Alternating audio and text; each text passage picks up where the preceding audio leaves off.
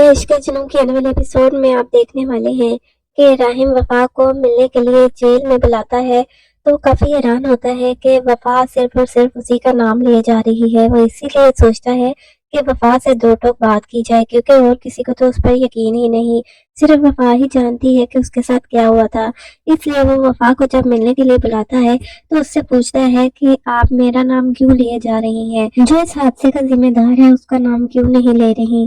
وفا کو کچھ سمجھ نہیں آتا کہ راہم کیا کہہ رہا ہے۔ وہ تو یہی سوچتی ہے کہ شاید راہم نے ہی یہ سب کچھ کیا ہے، کیونکہ عافیہ بیگم نے اس کا برین اتنا واش کر دیا ہے کہ وہ صرف اور صرف راہم پر ہی الزام لگائے جا رہی ہے۔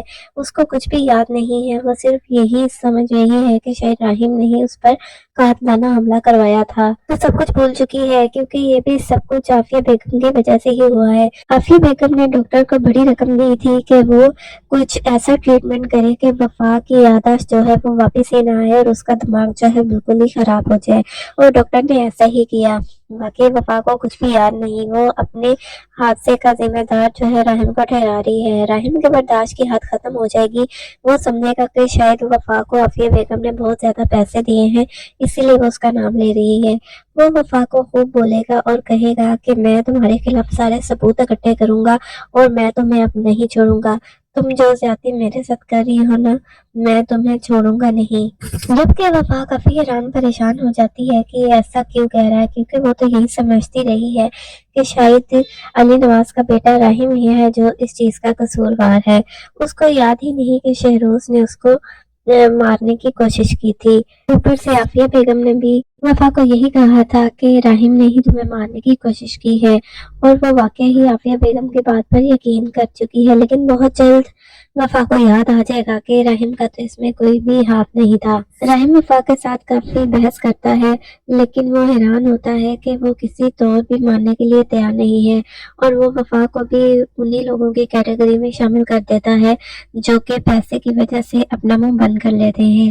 لیکن ایسا بالکل بھی نہیں ہے، کیونکہ وفا کو تو کچھ یاد ہی نہیں ہے، اور راہم یہ نہیں جانتا کہ یہ اس کی ماں کی وجہ سے ہی ہوا ہے۔ جبکہ دوسری طرف آپ کو بتاتے چلیں کہ مہین کے باپ نے اسے مکمل منع کر دیا ہے کہ وہ راہم سے بالکل بھی نہیں ملے گی، کیونکہ اگر وہ راہم سے ملے گی تو ان لوگوں کی بھی بدنامی ہوگی۔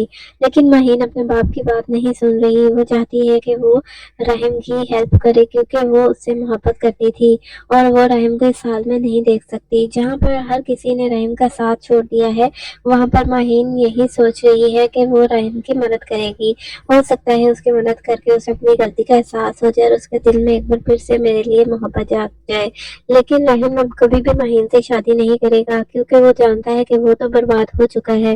وہ اپنے ساتھ مہین کو برباد نہیں کرنا چاہتا، کیونکہ وہ بھی مہین کو چاہتا تھا۔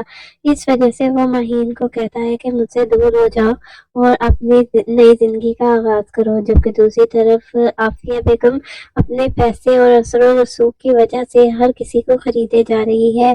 وہ اپنے بیٹے شہروز کے گناہ چھپانے کے لیے کسی بھی حد تک جا سکتی ہے، اور جبکہ شہروز اتنا بدتمیز ہے کہ اس کو ذرا بھی اثر نہیں ہوا اپنے بھائی کو اس حال میں پہنچا کر، وہ ویسے ہی خوش اور خرم پھر رہا ہے اور اپنے باپ کو مزید راہم کے خلاف ورگلاتا جا رہا ہے۔ جبکہ راہم کا ماموں جو ہے وہ پوری کوشش کر رہا ہے کہ کسی طرح وہ راہم کو جیل سے باہر نکلوا لے، اور وہ عافیہ بیگم کو بھی کہتا ہے کہ تمہاری وجہ سے ہی راہم کا یہ حال ہوا ہے۔ وہ عافیہ کو کافی شرمندہ کرنے کی کوشش کرتا ہے، لیکن اسے تو کسی چیز کا اثر نہیں ہوتا، کیونکہ وہ تو صرف اور صرف شہروز کو بچانا چاہتی ہے، اس لیے وہ اپنے بھائی کی بھی نہیں سنتی۔ لیکن بہت جلد آخرکار راہم کا ماموں اس کو جیل سے نکلوا لے گا، یا ہو سکتا ہے کہ وفا کو سب کچھ یاد آ جائے اور وہ اپنا مقدمہ واپس لے لے۔ تو ناظرین، آپ لوگوں کو کیا لگتا ہے کہ راہم جیل سے کب چھوٹے گا، اور ان لوگوں کو کب یقین ہوگا راہم پر، یا وہ ایسے ہی راہم پر شک کرتے رہیں گے؟